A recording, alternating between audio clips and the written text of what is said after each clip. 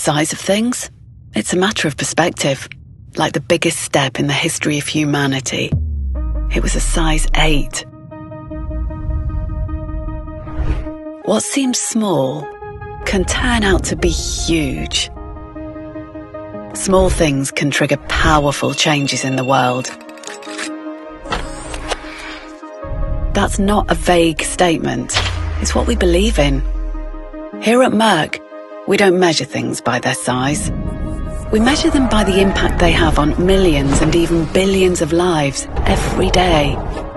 By daring to dream big, by starting to act big, we turn the tiny into the tremendous, the micro into the extraordinary, and the minuscule into the remarkable.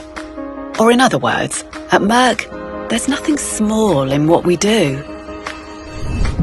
What the human eye can barely glimpse through a microscope can have the power to elevate the life of millions. What size do you think this needle is? Well, it's big enough to help bring over 5 million babies to this world.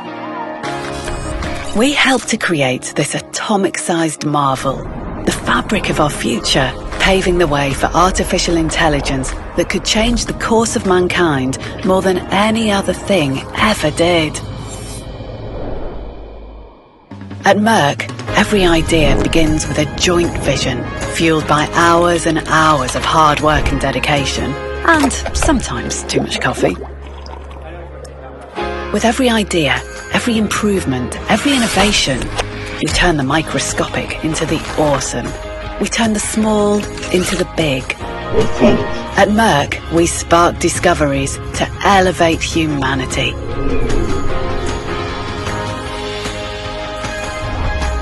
Together, we can shape the future. Let's collaborate to take bold steps that will drive transformative change, making a lasting impact for generations to come. Merck, sparking discovery, elevating humanity.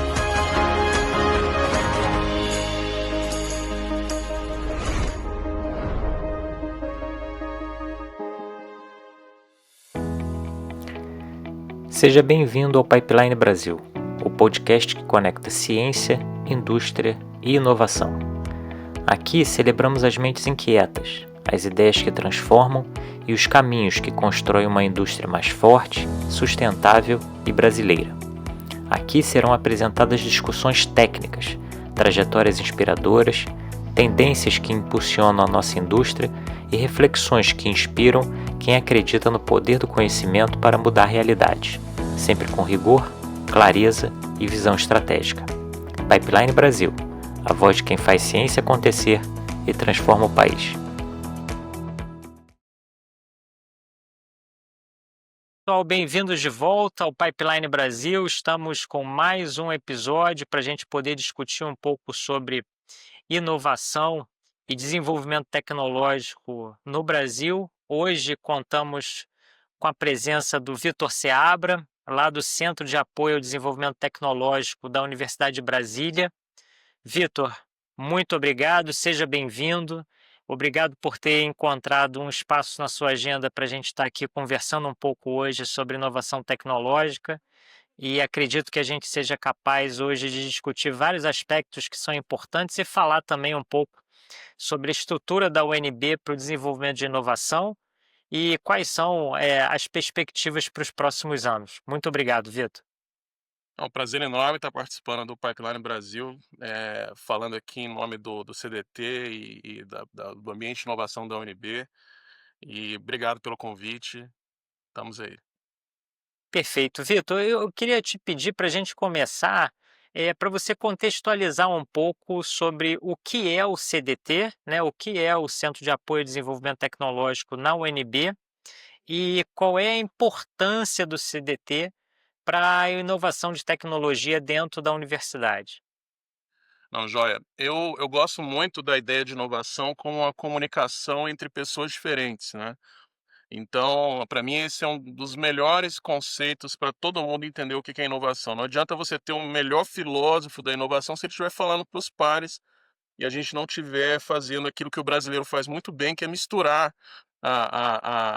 as pessoas, né, suas origens, suas culturas, que é aí que a gente consegue as soluções mais criativas. Então, a universidade, por mais rico que seja o conhecimento, o capital intelectual, a qualidade das pesquisas, os pesquisadores eles têm uma forma de pensar e de se comunicar que não necessariamente é aquilo que a gente vê em outros setores. E o CDT, ele, no Brasil, a gente tem a figura do Núcleo de Inovação Tecnológica, que em outros países tem outros nomes, às vezes chamam de agência, às vezes chamam de outras, mas a função é sempre a mesma. É fazer essa ponte entre a comunidade acadêmica, os pesquisadores e outros setores, por exemplo, a indústria, os políticos, a própria sociedade como um todo. E essa ponte, ela parece uma coisa simples, mas ela é extremamente complexa, porque a gente não está falando só dessa questão cultural ou da forma de falar, a gente está falando inclusive de questões regulamentares, de questões legais, como que a gente traz aquilo que o governo quer implementar para a realidade normativa da universidade, que cada universidade parece um país, né? A gente brinca que É aqui verdade. nós temos o reitor, que é a espécie do presidente da República, no nosso caso, a professora Rosana Naves. Aí você tem o Consune, que é a Câmara Legislativa, ou seja, tem uma realidade completamente. É muito curioso, muito legal isso, mas a gente precisa traduzir isso para pessoas que não estão no dia a dia das universidades. Eu acho que o desafio da inovação é justamente fazer essa conversa técnica, né? Não é uma conversa informal, ela tem que ser uma conversa que realmente faça as coisas acontecerem, mas que respeite cada ponto de vista, né? Eu acho que é isso. O CDT, ele é o Núcleo de Inovação Tecnológica, um dos mais tradicionais do país. Ele existe antes dessa definição de Núcleo de Inovação Tecnológica, que foi criado na Lei 10.973 de 2004, que é a chamada Lei de Inovação. O CDT ele serviu Sim, sim. de exemplo foi consultado, participou das discussões para a gente conseguir edificar essa lei. Então, a gente faz essa ponte aqui, né? Em outros locais, cada um vai dar o seu nome, mas todos eles são NITs, né? Que é os Núcleos de Inovação Tecnológica, que é o CDT, e cada universidade vai ter a sua marca, né? Vai ter a sua história, mas todos com essa missão em comum. Você mencionou uma coisa bastante interessante e já foi tema de algumas discussões aqui entre outros convidados, que é a questão da capacidade do pesquisador de comunicar a sua invenção. Você É. acha que isso é um grande problema? Porque, assim, na minha visão, a gente. Eu tive discutindo isso com o professor André Gallenbeck, da Universidade Federal de Pernambuco, e a Uhum, gente estava discutindo justamente porque, às vezes, o nosso preciosismo com o rigor científico tem nos afastado cada vez mais da sociedade, porque uhum, a gente é incapaz de tentar simplificar aquilo que a gente desenvolveu, porque a gente quer dar muita informação que uhum, talvez não seja palpável para a sociedade entender, para uma pessoa que não é do ramo, né? Se você pudesse explicar, por exemplo, para sua esposa que trabalha num ramo completamente diferente. Você acha que isso é um dos problemas que a gente tem da divulgação da inovação pela universidade com a sociedade de uma maneira geral? Acho sim. Acho que falta a gente ter programas de aproximação de pesquisadores com os assuntos dos nichos, né, para deixar o pesquisador mais familiarizado com a forma como você negocia essas pesquisas, para você conseguir recurso, para você conseguir comunicar à sociedade a inovação da sua pesquisa. Eu acho que falta sim, mas eu acho que no fim do dia não é esse o maior problema que a gente tem. Por quê? Porque se o pesquisador chega no NIT com a pesquisa muito bem feita, a gente tem, no caso da UNB, né, não toda universidade vai ter essa estrutura. A gente tem estrutura para fazer as negociações. Então, é muito bom que o pesquisador participe disso, mas não é necessário. tendo essa infraestrutura preparada para fazer essa intermediação. Claro, quanto melhor ele for esclarecido nessas questões que você está levantando, mais fácil para a gente. Mas eu penso que tem um problema muito parecido com isso que você falou, mas que não parte só do pesquisador, que é o fluxo organizacional que interpreta os processos de inovação. Por que eu estou falando isso? Porque quando a gente está fazendo uma parceria com uma empresa, que o objetivo do Nietzsche é justamente atrair as empresas, atrair os setores para dentro da universidade, quando a gente está fazendo esse tipo de aproximação, por mais que a gente queira que o projeto em si tenha uma qualidade científica, e ele tem que ter, isso é inegável, ninguém está discutindo isso, este não é o foco principal da conversa, né? O que a gente está querendo é preservar a parceria, é trazer recurso, que a empresa entenda de fato a importância de investir naquele projeto. E a forma como não só a UNB, mas eu acredito quase todas as universidades interpretam a análise desse fluxo é como se fosse um projeto acadêmico como outro qualquer. E aí você tem um Exatamente. excesso de sombreamento, um excesso de rigor, que é muito propício, muito convidativo para questões acadêmicas, mas não é a realidade do mercado, a realidade da indústria, a realidade da política, não é assim que funciona. Então acho que uma luta que a gente tem é para convencer os pesquisadores que estão envolvidos nesse fluxo, e aí sim, eu acho que vai pesar muito, de que a gente não pode ter esse problema de interpretação, ou seja, a empresa não pode chegar numa universidade e propor uma parceria para ter uma resposta daqui a 3 meses. Isso não funciona. Então eu acho assim que hoje este é o maior desafio que a gente tem de inovação no país, é esse fluxo essa que tem muito a ver com o que você está falando, com a pessoa entender, não só comunicar, mas ela entender o que está acontecendo de fato, né? O que são essas parcerias. Porque o governo, ele coloca os instrumentos, ele faz os programas, a gente tem aí anúncios bilionários de programas de inovação que exigem a participação de ICTs como universidades, mas a gente não tem essa aderência da universidade porque ela não está preparada para responder na velocidade que a realidade exige, sabe? Então, concordo plenamente, mas não é na negociação em si que é o maior problema, é na hora de desenhar. Porque eu penso assim, que quem deveria desenhar o processo de inovação é o Nietzsche, que é justamente quem está no Sim, dia a dia. E não sim. é isso que acontece ainda, sabe? Então esse seria um desafio bastante importante para levar aí para as esferas do políticas, para a gente discutir políticas públicas que possam mitigar esse tipo de problema. Porque o que você está mencionando é que, na verdade, os projetos que chegam, né, todos eles chegam como se fossem projetos acadêmicos. E Isso, não necessariamente todos eles são projetos acadêmicos, né? Você pode ter um projeto com a empresa mais voltado para uma ciência básica e que vai ter um trâmite bastante aderente ao trâmite convencional, mas uhum, talvez você tenha projetos mais de ciência aplicada, onde você precisa realmente de uma celeridade e de uma abordagem diferente, até no que diz respeito à propriedade intelectual, inclusive, né? De como é que perfeito. vão ficar divididas esses direitos e deveres dentro do projeto, é isso? Perfeito. Inclusive o governo lançou, hoje eles estão divulgando, mas lançaram acho que na sexta-feira a Estratégia Nacional de Propriedade Intelectual para Sim. os próximos anos.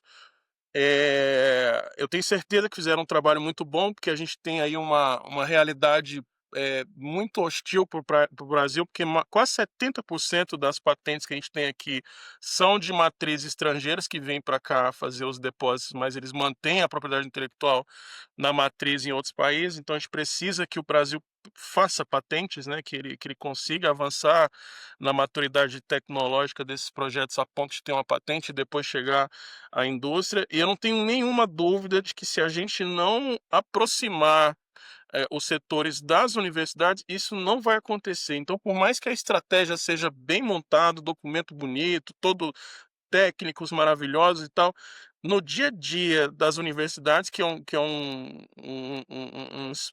tô falando aí de uma realidade muito maior, muito mais complexa, essas coisas têm que acontecer, né. É como se fosse um organismo que você precisa que não só o cérebro de quem está pensando a política, mas que você consiga distribuir essa mensagem para que tudo funcione, organicamente. Então, às vezes eu vejo muitas ações bonitas do governo que ficam concentradas nas esferas maiores, mas que não chegam na ponta, né, que justamente vai entupir nessa parte que eu estou falando, que precisa de um trabalho maior de política pública junto aos conselhos das universidades para explicar essas coisas, para dizer que o Tribunal de Contas está atuando firme para ver se esses instrumentos de inovação estão sendo aplicados, e para eles serem aplicados a gente precisa responder aos setores, né. Então, sem Aí, dúvida alguma. sim, não, não, sem dúvida nenhuma. Você mencionou um ponto bastante importante a respeito eh, da política de inovação, principalmente no que diz respeito ao desenvolvimento de novas patentes dentro do território brasileiro. E eu tenho visto esse movimento também na área acadêmica, principalmente com relação aos órgãos de fomento, CNPq e CAPES, cada dia mais buscando valorizar a submissão de patente para o INPI, né? Uhum, E eu acho que se isso progredir ainda mais, nós vamos ter um problema, e aí eu falo olhando basicamente para a minha realidade aqui dentro da UFRJ, uhum, que é o número de patentes que vão ser submetidas para o NIT, uhum, ou que serão colocadas para a avaliação do NIT. E uhum, aí o funil, né, vai ficar na capacidade do NIT de gerir essas patentes para colocar esse processo adiante. Por que eu sim, estou falando isso? Porque eu não sei como é que funciona aí na UNB e como que o CDT ele trabalha essa questão, mas eu uhum, acho que seria muito interessante que as unidades acadêmicas fossem fossem capazes de já entregar ao Nietzsche, né, uma desculpa, uhum, fossem capazes de já entregar ao Nietzsche um documento bastante avançado com relação à patente, para que ele pudesse então diminuir um pouco desse trabalho a ser realizado pelo núcleo de inovação. Como é que sim. funciona aí na UNB? A UNB, ela tem, cada região tem suas peculiaridades, né, o Brasília, o forte nunca vai ser igual um Triângulo Mineiro, igual, locais que têm, uma propensão patentária muito grande, mas Brasília tem uma característica muito legal, que é a parte de transferência dessas tecnologias. O que acontece? Aqui, falando especificamente da UNB, a UNB ela tem um núcleo de propriedade intelectual que faz esse trabalho de escrever as redações, de fazer as proteções, e você está totalmente certo. Quanto melhor essa comunicação chega ao Noctec, mais rápido e mais eficiente a gente tem essas proteções. Mas depois disso, tem a missão principal, que eu estava falando, se para nós no Brasil ainda é um desafio ter as patentes, imagina você levar essas patentes para a indústria, né, que a patente é uma propriedade industrial. Então como é que a gente leva isso? Que é isso que a gente chama de transferência de tecnologia. Aí é que as universidades têm uma dificuldade enorme, né, então, aqui na UNB a gente tem um setor de proteções, mas também tem um setor de negociações, né, para fazer essas patentes chegarem. E por mais que Brasília não seja, assim, um polo industrial do país, a gente consegue uma taxa muito alta de conversão de patentes em transferência tecnológica. Eu acho que é Pô, aí que que está interessante. o nosso forte, que a gente pode contribuir com outras universidades que ainda têm essas dificuldades, porque são contratos muito difíceis, são muito incomuns, porque os advogados eles não têm esse tipo de treinamento no curso de advocacia. Esse tipo de contrato é muito específico. A Advocacia Geral da União tem uma câmara permanente que eles botam as minutas contratuais, as orientações, mas um trabalho importantíssimo da AGU, mas o que conta mesmo é a habilidade para negociar, né, esses contratos. E é isso aí, eu acho que é a maior herança que o CDT tem por ser tão tradicional, né, por ser um centro que existe há mais de 30 anos. A gente conseguiu cultivar essa expertise em negociar patentes, né. Porque que acontece? A patente, ela tem o limite de proteção geográfico, né, então a patente num primeiro momento ela só é protegida no Brasil, Sim. quando a gente deposita aqui. Então se a gente não levar para outros escritórios de outros países, que é um processo que custa muito caro, ou se a gente não colocar a nossa indústria para rodar pelo menos, a gente está trabalhando para o estrangeiro, porque eles ficam lendo as nossas patentes, quando diz assim: "Ah, o país X, o país Y roubou patentes". Na verdade eles não roubaram, eles se aproveitaram do fato de que o país não tem maturidade para implantar a indústria e estão levando para fora. Esse é o jogo, né, a geopolítica não é um conto de fadas, então o jogo ele tem regras que são severas, né? Então, se a gente não transforma essas patentes em negociação, em tecnologia, né, que a sociedade consiga perceber os resultados dessas patentes, a gente tá fazendo o trabalho para o estrangeiro, né? Isso que eu quero dizer. Então, no CDT a gente tem. O CDT ele é um nicho muito encorpado. Você chega no CDT, já é um prédio assim que já é um pouco maior do que normalmente os NITs são em outras universidades. A gente tem as portas abertas, né? Tem pessoas transitando aqui o dia todo. Ah, e eu acho que parte disso explica, por exemplo, por que que a gente consegue esse resultado tão bom com transferência. Para vocês terem ideia, a UNB ela já gerou nos últimos 10 anos para as empresas licenciadas, ou seja, as empresas que toparam participar dessas negociações, elas tiveram um faturamento de mais de 1,5 bilhões por conta de Caramba. tecnologia. É um número muito expressivo.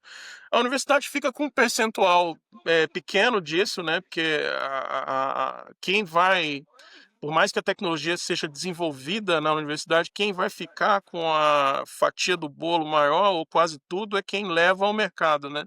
Sim. Então, a universidade ela não vai conseguir se sustentar com esses resultados, mas consegue pelo menos manter o NIT funcionando com essa estrutura mais encorpada.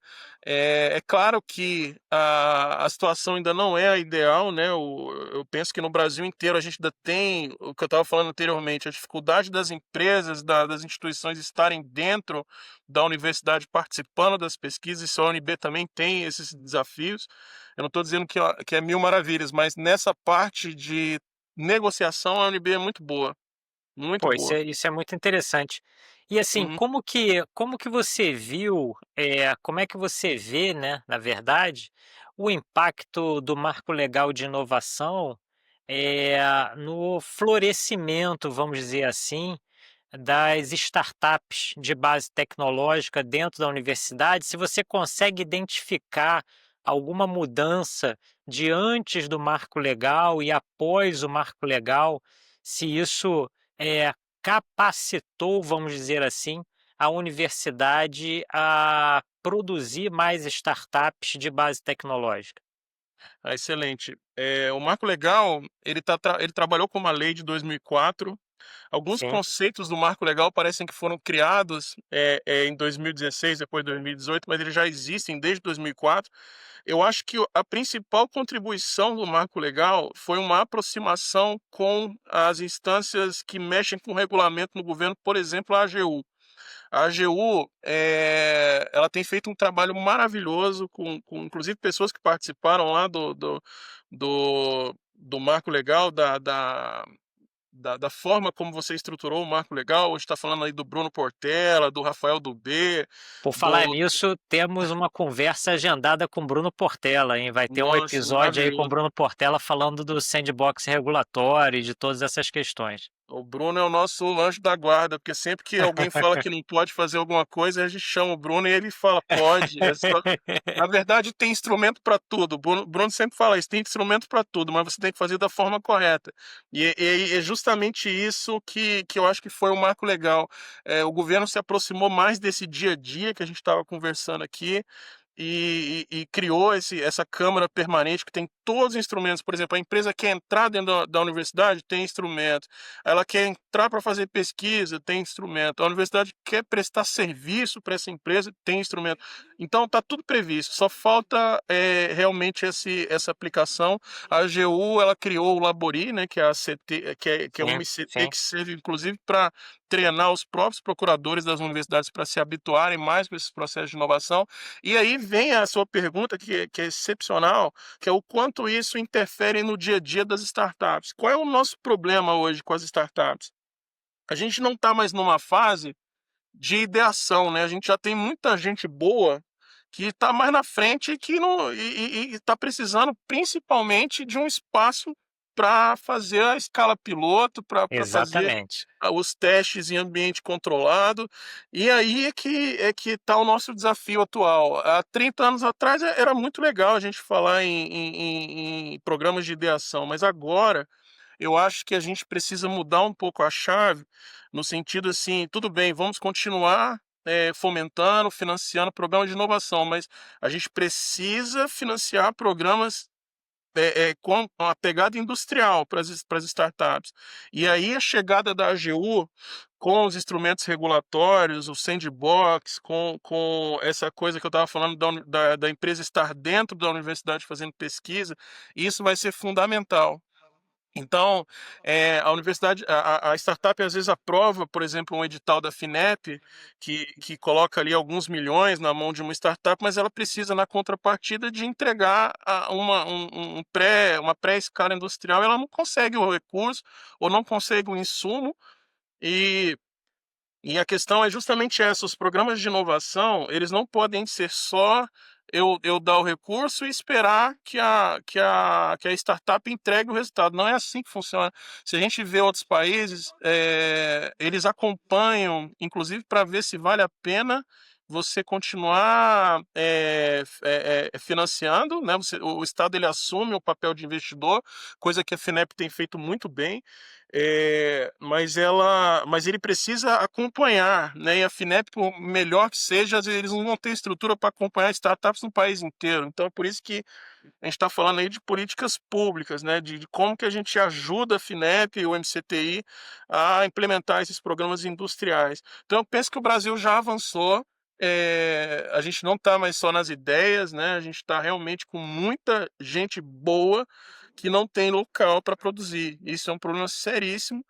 E eu até acho bom a oportunidade de estar falando isso aqui, né? Eu sei que para vocês não é novidade, mas para pessoas que estão nos escutando pode ser que seja uma novidade, que o Brasil está órfão de projetos de planta piloto para startup ou de espaços compartilhados para escalonamento, né? Que é isso que a gente precisa. E a AGU vai dar toda a legalidade para isso. A gente não quer fazer processo de inovação à revelia da lei, não. A gente quer fazer tudo bonitinho, tudo do jeito que a lei manda, e é para isso que eles estão trabalhando lá também.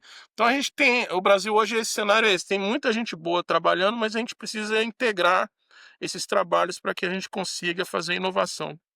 Eu vou pegar duas coisas que você mencionou, porque eu acho importantíssimas, e assim, eu acho que você foi num ponto chave. E eu digo isso porque é um pouco do que eu vivo aqui. Eu tenho duas startups incubadas aqui na UFRJ. Uhum, E a primeira coisa é quando você mencionou que a AGU ela tem a metodologia, o protocolo para fazer quase tudo que precisa ser feito para startups. uhum, Concordo com você. O que eu acho que falta, talvez, é um conhecimento maior da universidade que a AGU tem esses protocolos. uhum, Muitos procuradores não sabem disso. uhum, E a primeira resposta que a gente sempre tem na universidade é: não dá. exato. Então, assim, eu acho que a universidade ainda é um pouco refratária a Uhum, essas ações de inovação por desconhecimento. Não acho que é má vontade do procurador, mas eu acho que uhum, precisaria de massificar um pouco mais por parte da AGU uhum, dessas ferramentas que existem para que a gente possa implementar mais inovação e talvez prover um terreno mais fértil para as uhum, startups poderem aparecer. Eu mencionei isso outro dia aqui numa outra conversa. O primeiro acordo de cessão de espaço, colaboração entre uma universidade e uma startup na UFRJ foi da startup que a gente criou, e isso tem 2 anos, cara. Então, não pois. é possível, sabe, Vitor, que que isso aconteça dessa maneira. E É. assim, foi Uhum. uma luta, porque aí faz de uma maneira, aí não é assim, tem que mudar. Aí na hora que está tudo pronto, fala, não, acho que a gente tem que mudar isso. Então, assim, precisa ter um treinamento mais eficaz para que as pessoas possam eh, ser capazes de inovar e empreender dentro da universidade. O outro Uhum. ponto, e depois você comenta se você quiser, é a respeito do ambiente para você poder fazer isso. É fundamental, você está certíssimo naquilo que você falou. Por quê?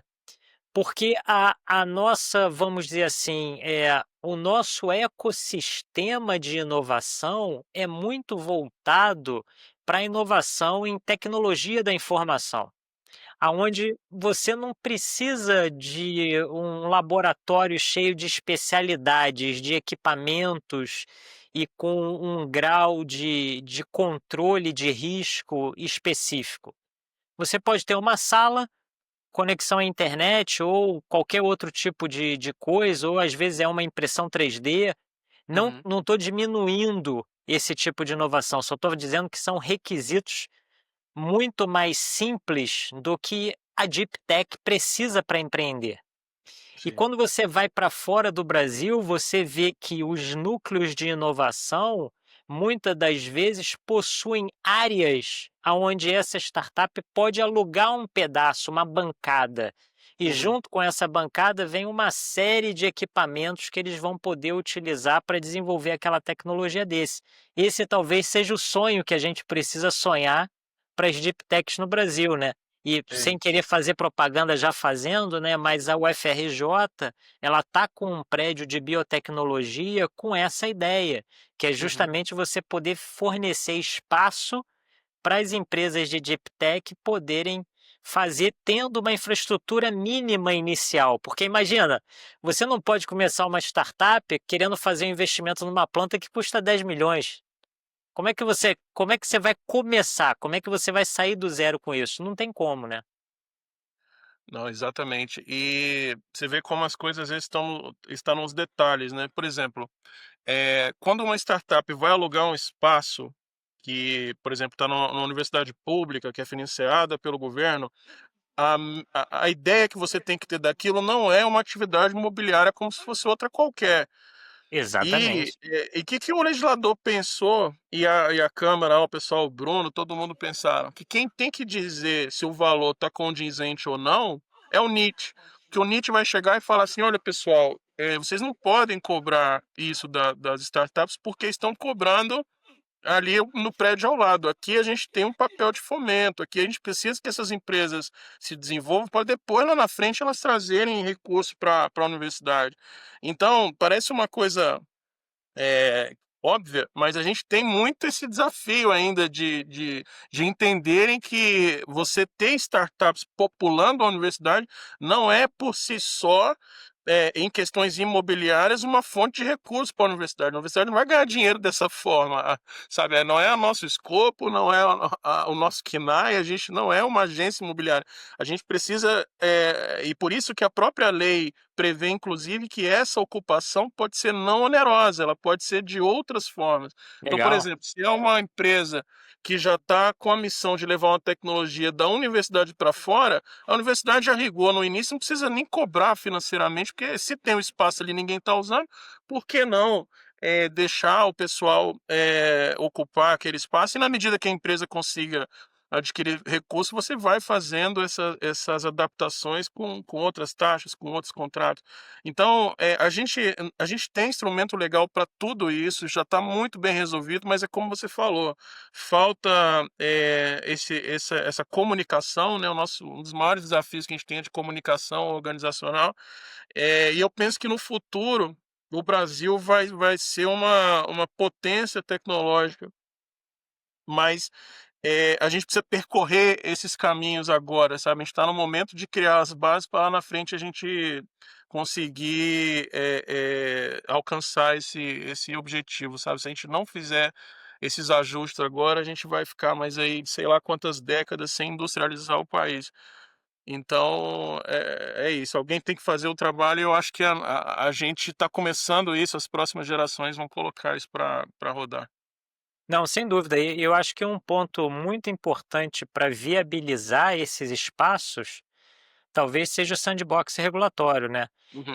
Eu queria que você comentasse sobre isso e se você puder antes só contextualizar para as pessoas o que é o sandbox regulatório e como que, ele pode impactar nesse tipo de abordagem. Maravilha. O governo ele criou, além do marco legal da ciência, tecnologia e inovação, ele também criou o marco legal das startups, né. O governo ele facilitou a abertura de CNPJs, de você conseguir participar de editais sem ser uma pessoa física. Ele flexibilizou, essa situação, porque, por exemplo, na UNB a gente recebia muita startup que estava como MEI, né, como Sim, empresário individual. Isso é um problema danado, porque se a empresa está começando quanto menor a empresa, mais humanas são as questões, né, mais aflorados estão os ânimos, você não pode ter uma pessoa só respondendo pelo é empreendimento verdade. inteiro.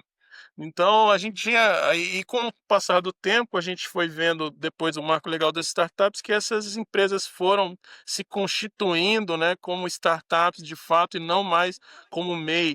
Então o governo ele flexibilizou, a abertura, eh, desses empreendimentos, né, você ao contrário do MEI, você não tem custo mensal, você consegue abrir o CNPJ e não precisa ficar pagando taxas mensais, você consegue colocar quantas pessoas forem necessárias no do quadro societário, ao contrário do MEI, que é uma pessoa só. Você consegue, fazer o desenquadramento dessa startup para o Simples Nacional de uma forma muito fácil, você ir em 1 hora, meia hora ali na parte nos portais do governo, você consegue fazer a conversão quando a sua empresa, ganhar mais corpo, ou quando você quiser, junto com assessoria contábil, você quiser mudar a sua empresa, isso é muito tranquilo também. Então, eu penso assim, que a primeira questão antes do sandbox era a gente ter os empreendimentos, né, a gente tem que ter, de fato, pessoas que não estão empreendendo como pessoa física. E eu acho que essa parte o governo foi muito feliz, né. No início foi meio difícil, porque foi um projeto, muito rápido, né, para a Receita Federal, para outras instâncias aí do governo que tinham o desafio de implementar esse novo arranjo que foi criado, mas depois isso foi ficando cada vez mais fácil. E aí, além disso, a gente precisava, depois que essas empresas existem de fato constituídas, a gente precisava de um espaço para colocar essas empresas, como a gente estava falando, por exemplo, das plantas, dos espaços compartilhados. E eh, o sandbox ele aparece para a gente fazer testes, né? Ele aparece junto no mesma, na mesma regulação para que criou esse novo arranjo de startups. A gente tem também a previsão de sandbox para a gente criar espaços experimentais, né? Coisas que ainda não estão vigentes, mas que a gente possa fazer ali testes com prazo determinado para saber se aquilo de repente pode virar uma política ou uma legislação, né, alguma coisa, que a gente tenha que mudar de fato para aplicar no país inteiro, mas que a gente use aquele espaço, para fazer esses testes, né. Então, um exemplo, por exemplo, são as certificações, são as tributações, tudo isso a gente consegue, eu não o Bruno quando for falar vai falar muito melhor do que eu, mas na verdade a gente não está quebrando regra nenhuma. A gente consegue, eh momentaneamente observar cientificamente os efeitos de você estimular esta ou aquela aplicação diferente de um determinado tipo de regramento que vai ser aplicado de qualquer jeito, mas a gente precisa observar como é que seria essa mudança. E eu penso que, o Brasil, ele tem, por exemplo, as zonas de processamento e exportação. A gente tem incentivo para exportar produtos que normalmente são produtos de baixa complexidade, embora essas zonas de processamento e exportação, elas também tenham a previsão de tecnologia. O que a gente não tem, e que foi feito, por exemplo, na China, são as zonas de alta tecnologia por si só, independentemente da exportação ou não. O sandbox, ele pode servir para a gente experimentar situações que a gente possa depois criar um projeto de lei que crie, que faça essas zonas terem esses regramentos que foram previamente testados nesse sandbox. A gente pegou ali algumas empresas, pegou uma universidade, testou, viu que deu muito certo por um tempo, vamos botar aí 5 anos, 3 anos, e ali a gente tem o substrato científico para poder estimular a discussão no Congresso, né? O Não, sandbox ele é usado. Aham, pode não, falar. não, eu tô só complementando e que é fundamental, né, para que você possa dar asas à Uhum, inovação, porque senão a gente fica um pouco amarrado naquilo que é possível ser feito num regime muito mais controlado e uhum, você acaba não possibilitando que você possa voar voos mais altos ainda pequeno, né? uhum. E eu sei que para o gestor, quando você pensa no sandbox, por exemplo, dentro de uma universidade para fomentar startups, eu sei que o gestor, isso é um assunto muito diferente do que ele está acostumado. Sim. Assim como a universidade entrar na parte societária dessas startups também é um assunto muito novo. Mas é para isso que a AGU está trabalhando. Então, eu tenho certeza que o pessoal do Labori, o pessoal da AGU, de um modo geral, vai ter o maior prazer de avaliar caso a caso o que dá e o que não dá. Então, a função da universidade, dos gestores, é fazer a provocação, é trazer para a AGU as necessidades. Bom, a gente queria ver se era possível flexibilizar esta condição para a gente fazer o teste. A AGU vai dizer se isso é possível, se isso está ou então chama, por exemplo, no caso de uma certificação, chama as agências reguladoras, chama o pessoal para o debate, senta na mesa e conversa para ver se aquilo é possível. Se não tiver, é como eu estava falando antes, a inovação ela só acontece se tiver essa mesa de negociação. Não adianta a gente. E eu penso também que é por isso que às vezes as coisas não acontecem, porque o gestor acha que ele vai ter que fazer tudo sozinho. E não é assim que funciona. O que ele tem que ter, às vezes, é a boa vontade de primeiro fazer a sua provocação e depois participar dessa negociação posterior, né? Então, quando tiver todo mundo na mesa, a AGU, que já tem representação na universidade por meio da Procuradoria Federal, os gestores, o pessoal das startups, todo mundo sentado, a gente vê o que pode, o que não pode, especificamente caso a caso. Mas o instrumento em si ele já existe e ele está aí para ser aplicado, né? Eu penso que o sandbox ele tem sido aplicado para outras coisas que não têm a ver com inovação, mas para a área de inovação ainda é uma agenda prioritária, porque ainda não aconteceu. Eu sei que a AGU tem colocado isso como pauta prioritária, né, a aplicação do sandbox, por isso que eles estão trazendo as agências e os programas de fomento à inovação para o debate, para as conversas, e eu tenho certeza que isso aí nos próximos anos, isso vai acontecer. Não, e principalmente, né, Vitor, assim, eu acho que um ponto interessante é não ter medo de falhar, né? Uhum, Porque assim, vão ter ideias dentro do sandbox regulatório que não vão funcionar. sim. E está ok, né? É normal que a gente tenha ideias e que a gente desenvolva protocolos para esse sandbox regulatório e que no final a gente veja que não dá. Então vamos voltar atrás e vamos tentar uma outra alternativa. Eu acho que isso é Uhum, muito importante para que a gente possa, como você mencionou há alguns momentos atrás, a gente possa criar maturidade para o ecossistema de inovação brasileiro e assim a sim. gente consiga evoluir de fato, né? Não só apenas dizer que a gente está melhorando, mas que a gente possa mostrar através de ações que é diferente hoje o ecossistema do que era há 10 anos atrás. Exato. O sandbox ele é um grande laboratório de inovação, né? Então, como qualquer outro laboratório, o erro, a falha, ele é parte natural e importante do processo, né? É ali que a gente vai aprender de fato como modular, como agir especificamente de acordo com cada desafio que você vai encontrando ali algum problema. Então, essa sua fala está perfeita. Concordo 100%. E voltando um pouco para o CDT da UNB, Vitor. Eu queria que você explicasse um pouquinho para o pessoal que está ouvindo a gente, como é que funciona, não sei se a gente pode chamar assim, mas a esteira de inovação dentro da UNB, né?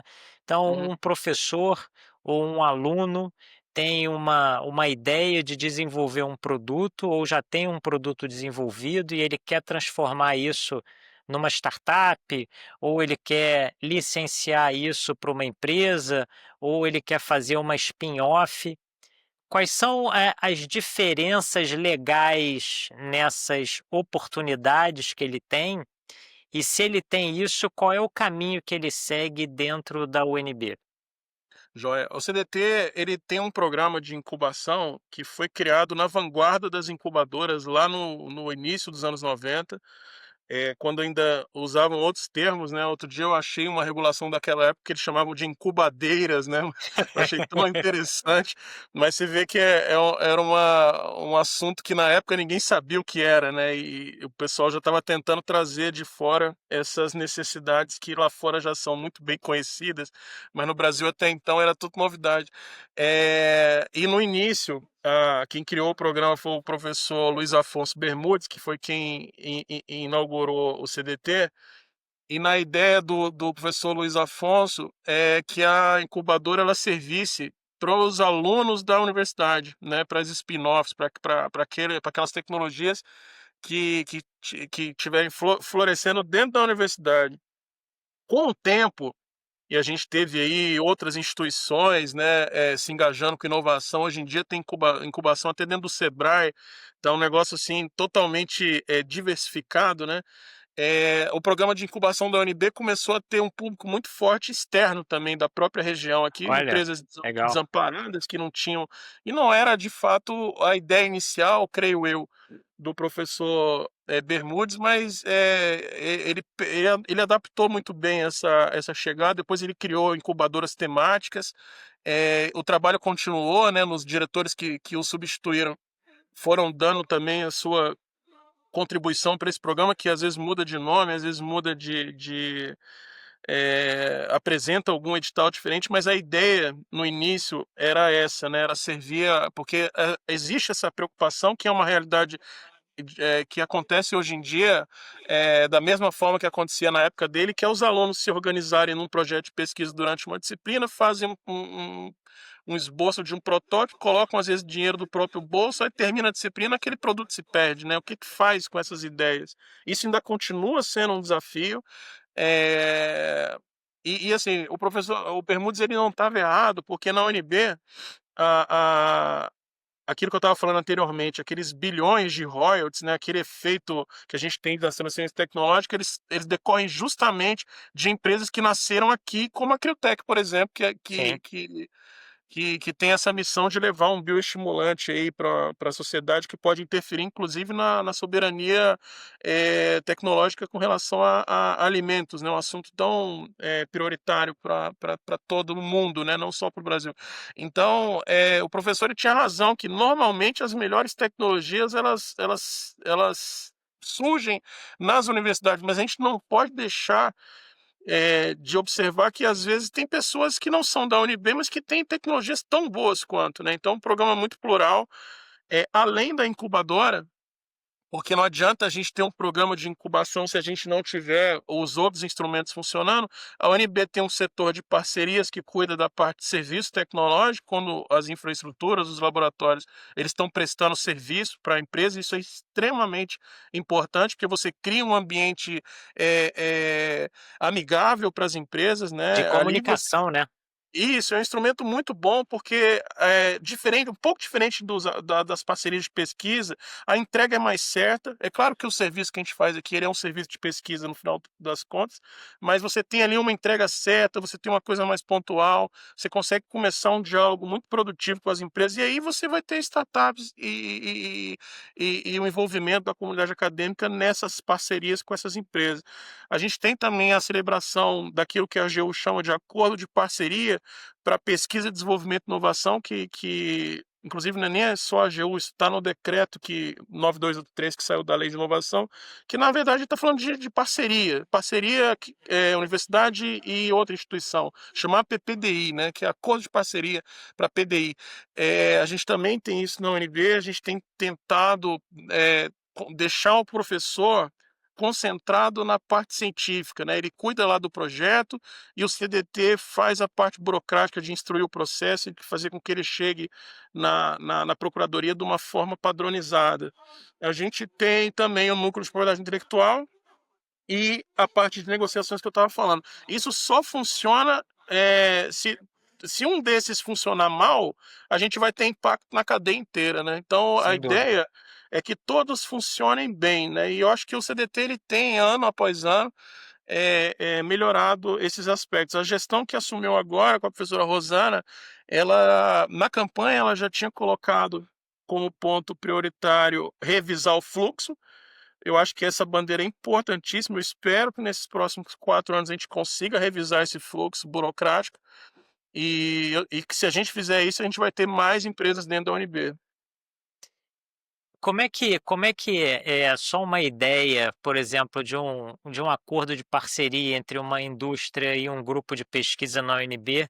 Uhum, Quanto tempo mais ou menos leva até você ter o contrato? Isso é uma curiosidade minha, porque aqui na UFRJ a gente já melhorou muito na gestão da professora Denise Freire.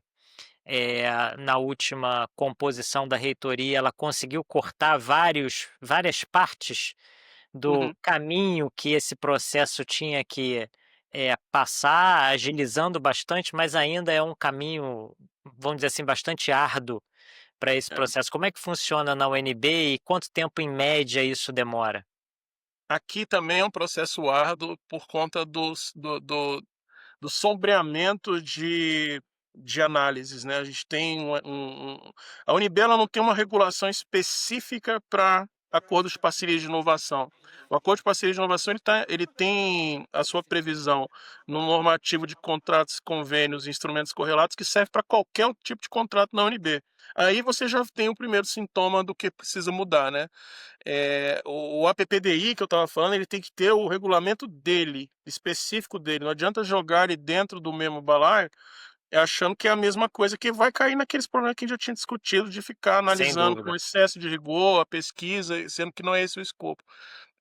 Uma previsão é que demora pelo menos aí uns 2, 3 meses, às vezes muito mais do que isso, porque você não tem ainda instituído um acompanhamento perene do processo, cada um faz a sua parte, se travar em uma parte, ele fica lá, né?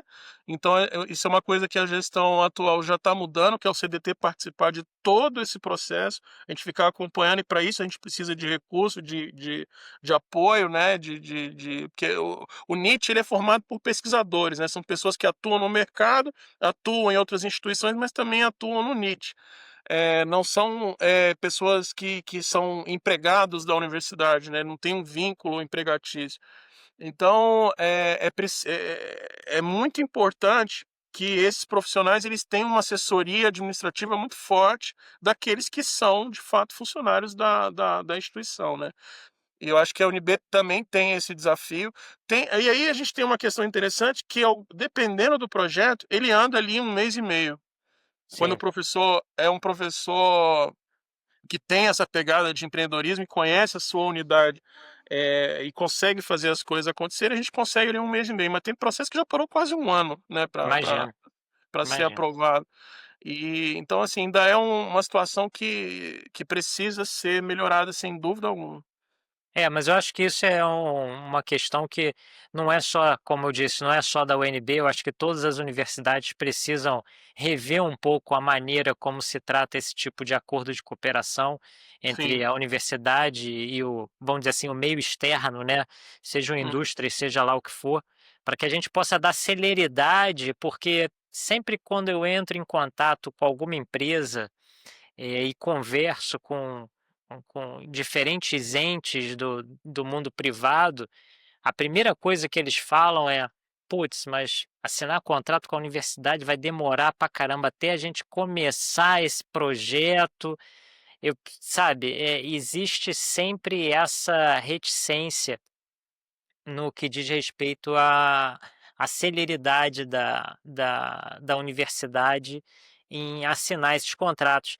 E recentemente a gente tem tido, vamos dizer assim, uma boa competição, né, Uhum. com as unidades Embrapi, que são bastante ágeis É.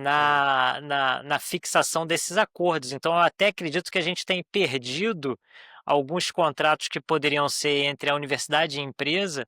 Nós estamos perdendo para as unidades Embrapi porque eles são muito ágeis na execução desses serviços, né? Eu ia falar exatamente isso. A UNB ainda não tem, não é uma unidade Embrapi. A Embrapi está fazendo aí 10 anos já, né, Sim, de operação e tem resultados fantásticos. Mas para você ser uma unidade Embrapi, você tem que apresentar um projeto viável para a indústria, né? Então, é justamente esse o desafio. E a Embraper exige que você tenha ali já uma cartela de serviços já bem estabelecido, de acordos. A UNB tem tudo isso, só que ela precisa se organizar para que ela entre nesse rol de instituições credenciadas pela Embrapi. Eu acho que isso vai acontecer em breve, né? Eu já vi um movimento aqui na gestão de que isso também é uma prioridade da nova gestão. Eu tenho certeza que isso vai acontecer em breve, mas você tá certíssimo. A Embrapi é um indicador muito bom para a gente saber se a universidade está, de fato, preocupada em se aproximar da indústria. sem dúvida, sem dúvida. Vitor, eu queria que se você pudesse mencionar alguns casos de sucesso do Uhum. CDT da UNB, seja de startups ou sejam de produtos licenciados. É óbvio que você não vai conseguir listar todos, né? Porque, assim, além de serem muitos, a memória às vezes vai falhar, mas só aqueles que você acha assim que são importantes serem destacados e o porquê que eles foram importantes para o CDT da UNB. A UNB ela tem uma história de proteções e transferências de tecnologia que foram consideradas assim, prioritárias para a região, né? As primeiras pesquisas de insulina no Brasil, o CDT ele foi é, é, extremamente importante nos Que primeiros legal, registros de patente de insulina. Depois a gente teve muita pesquisa na área de diabetes, né? A gente tem pulseiras de controle que hoje são comuns, mas na época não era tão comum. que E é legal. isso que a gente estava discutindo anteriormente. Às vezes vinham as delegações de outros países olhar as pulseiras e falar, nossa, que interessante. E, e, e aí, né, vem toda aquela questão que o povo chama de roubo de tecnologia, mas não é isso. É que a gente precisa ter políticas que façam essas tecnologias serem protegidas em outros países. Então a gente tem também, a Unibeira é muito forte em duas áreas que, não que as outras não sejam, mas essas duas áreas em termos de proteção são mais fortes, que é saúde e questões de agricultura. É, de um modo geral, né. Então a gente tem na parte de health tech, a gente tem essas pesquisas com não só com insulina, mas agora na pandemia a UNB fez uma máscara que foi vendida no país inteiro. Que legal. A gente tem muita pesquisa na área de às vezes combinadas, né, por exemplo, na área de mastite, a gente tem muita patente. E na área do agro, a gente tem uma spin-off que é considerada uma das mais promissoras aqui da região, que é a Criotec, que tem um bioestimulante, que na verdade, falando bem grossamente do que é a tecnologia, ela é um anabolizante para plantas, né? Então a planta Sim, ela fica sim. imensa. E isso também tem uma pegada muito forte com o pequeno produtor, que é quem de fato nos alimenta, né? A Criotec ela tem umas publicações muito legais que você vê o pequeno produtor com uns alfaces gigantes, É com as frutas, às verdade. vezes chega e chora. Isso é muito bacana. É, Criotec que já conversou aqui com a gente no episódio passado, então se você não escutou esse episódio, volta lá. Eu acho que é o episódio 5, se eu não me engano, disponível. Então volte lá para assistir o Marcelo Rodrigues e o Breno Neto comentando um pouquinho sobre a Criotec. A Cryotech, quando chegou, nem era Cryotech, eram só pesquisadores, né? E a ideia era fazer um trabalho com leishmaniose, depois foi mudando. Então, essas áreas, às vezes, elas se conversam muito bem. Mas a gente tem também aqui tecnologias muito promissoras em outras áreas. A gente tem uma tecnologia, por exemplo, de ruído de tráfego aéreo, que Caramba, que legal. interessa muito a Embraer, enfim. A gente tem uma produção muito forte nessa área de softwares espalhadas pelos campi, né? Porque a UNB ela tem a sede dela aqui no plano, mas também tem as suas sedes nas cidades satélites, né? Então, por exemplo, a UNB lá da Ceilândia e do Gama, que são as cidades satélites, eles têm uma produção tecnológica na área de software muito forte. E o software ele é um pouquinho diferente das patentes, porque no Brasil a gente não tem uma proteção específica para a funcionalidade do software. É. Então, é muito importante que essas pesquisas na área de tecnologia da informação elas tenham um acompanhamento do NIT, porque na negociação, às vezes a gente participou de algumas negociações de software que todo mundo adora na reunião, né? Fala, nossa, que maravilhoso. Mas ninguém assina o contrato porque o software ele tem uma fragilidade maior na hora dele ser copiado. Então é muito importante a gente ter a presença do NIT para fazer os acordos de confidencialidade com muita seriedade para que isso não aconteça tanto, né? E eu penso que então assim a história da UNB ela é bem diversificada, mas eu destacaria essas duas áreas, saúde e agro, como as suas áreas mais fortes. O CDT ele tem uma vitrine tecnológica no site dele. Ah, legal. É, Vou disponibilizar o link aqui na descrição sim, do podcast, porque eu acho que é importante a gente divulgar isso. as patentes elas têm uma descrição mais científica, mas também tem uma descrição mais amigável para as pessoas entenderem o que são Legal. aquelas tecnologias. Tem ali um acervo de mais ou menos umas 300 tecnologias que dá para o pessoal estudar um pouquinho. Algumas ainda já não estão mais vigentes, mas no site também a gente destaca quais são as tecnologias que estão vigentes. Ah, legal, legal. Vitor, e assim, para a gente poder encerrar, já está dando o nosso tempo, eu queria que você comentasse um pouquinho só sobre qual é o primeiro passo que um pesquisador ou um inventor, seja de dentro da UNB ou seja de fora, como você mesmo mencionou, tem muita inovação vindo de fora para dentro do NIT. Qual é o primeiro passo que ele deve dar para conversar com o CDT e fazer a proteção daquela sua invenção? Joia. O CDT, a gente tem, como eu falei, as portas abertas, né?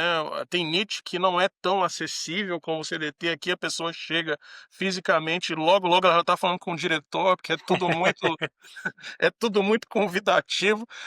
Mas a gente também tem no site os links para que o pesquisador independente ou a própria comunidade acadêmica da UNB, os empreendedores, aqueles que estão aqui dentro ou que querem participar dos programas, eles possam ver quais os editais estão vigentes e como acessá-los. Está tudo no site. É, O que eu recomendo é que, independentemente do que a pessoa faça, ela tente interpretar aquilo como uma atividade de empreendedorismo. Então, por exemplo, você está fazendo uma pesquisa no seu laboratório, tente começar a dar um nome para aquilo, para pensar aquilo como um produto, como que você consegue, de fato, lá na frente, transformar isso num produto acessível para a sociedade. Eu acho que esse é um exercício muito bom que a gente tem feito com os laboratórios aqui da universidade. A gente pede que cada um tenha o seu nome, o seu site, a sua missão, porque pode parecer uma coisa boba, mas ali a pessoa já começa a exercitar o que que é o desafio da realidade, né? O que que é você transformar um produto de bancada num produto de venda ou de acesso, né, à população. Então eu recomendo isso, que quando a pessoa chegue ao NIT, ela chegue já com esse discurso de que quer de fato empreender a sua pesquisa ou o seu projeto ou o que for. E que Ah, o NIT também, fantástico. e que o NIT também responda dessa forma, né? A ideia é tentar falhar a sua ideia o mais rápido possível, né? Eu Exatamente. tenho, eu tenho um amigo que é empreendedor que ele sempre comenta que o ideal é você falhar na velocidade de uma Ferrari, né?